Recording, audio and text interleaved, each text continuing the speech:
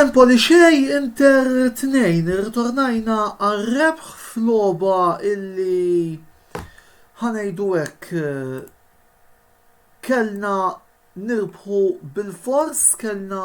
l-obbligu illi nirbħu llum u r-rebħa ġiet minkejja anke l-fatt illi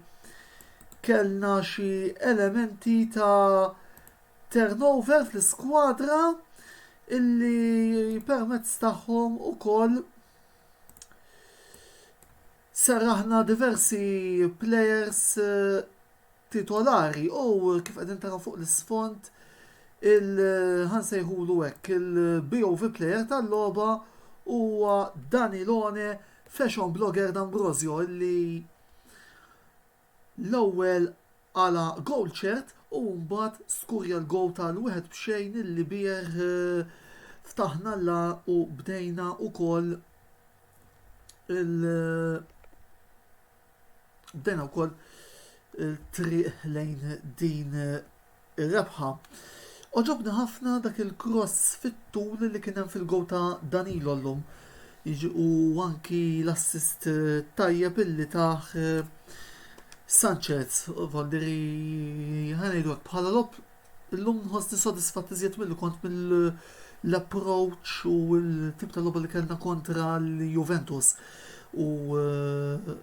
ovvjament ħanejdu hekk m'għandix ħafna xingor fuq dak l-aspett.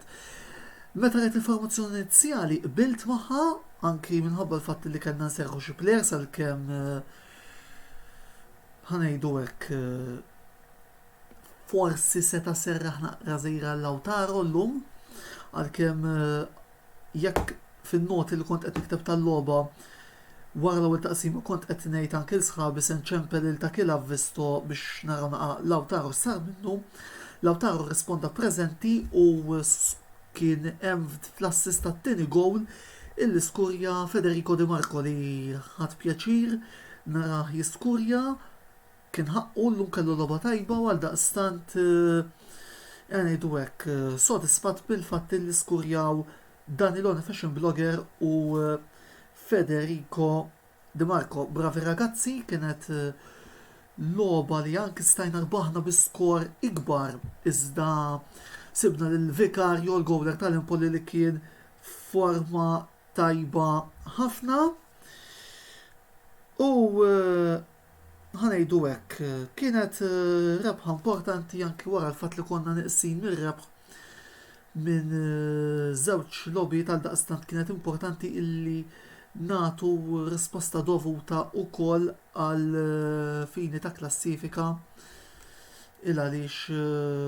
l-ġirien rebħu għaterdu nistgħu nsjablu Napli ma qabel ma naraw il-klassifika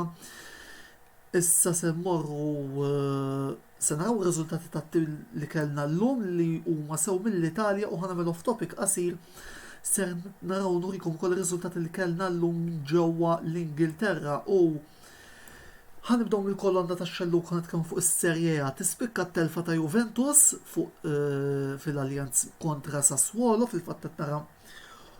ukoll kumment ta' Franco li qed jgħidilna Inter da Scudetto Juve u kelma li ovvjament ma nistax insemmi imma Franco naf li huwa supporter ta' Juventus huwa wkoll diżappuntat mill-wirja li għamlu l-Juve llum. Il-Lazio ritorna war-rebħ ukoll, ir-Roma ritorna elbu lil Cagliari u hawnhekk ukoll tajjeb li ngħid li minix qed niddejjaq li nara il-Cagliari f'dik is-sitwazzjoni anke minħabba l-coach arroganti li għandhom illi jien musta niddejjaq ngħid ma nniżlux qed nirreferi għal Mazzarri u Dinese Verona 1-1 l-Atalanta tirbaħ 3-1 ġewwa Ġenova. Min-naħa l-oħra fil-Tazza Karabaw qed nitkellmu fuq il-futbol Ingliż ser ikollna rebbieħ ġdid żgur wara li Manchester City ġew eliminati bil-lotti tal-penalties, il-Liverpool rebħu grazzi għal gols ta' Divock Origi u Minamino, rebħu Tottenham, Leicester rebħet bil-penalties ukoll u il-Brentford elbet lill-Stoke City. ħarsa ħafifa issa wkoll lejn l-ewwel postijiet tal-klassifika Taljana. Kif qegħdin fiż-żifna ovvjament għada hemm Napoli Bologna rridu naraw se jagħmlu, però dik hija l-klassifika li interessa erġajna 7 punti taħt il-ġirien il-Juventus li b'din it-telfa issa qegħdin 13 punt, qegħdin 6 punti fuqhom, jiġifieri ħbib tiegħi li żżommu għal-Juventus hemm bżonn hemm l-affarijiet fin-naħa tagħkom mhumiex sejrin fil-vers il-ġust. Rigward l-interess ħsibna tmur fuq il-logħba li għandna nhar il-ħadd fin-nofsija f'San Siro kontra l-Udinese, importanti li anke fil-mejazza issa nirritornaw għar-rebħ, anke fid-dawl tal-fatt li l-Milan mbagħad trid tilab il-ħadd filgħaxija ma' Roma u nibdew nitfgħu naqa' pressure in view anki tad-derby li ser ikollna nhar il-ħadd 7 ta' Novembru,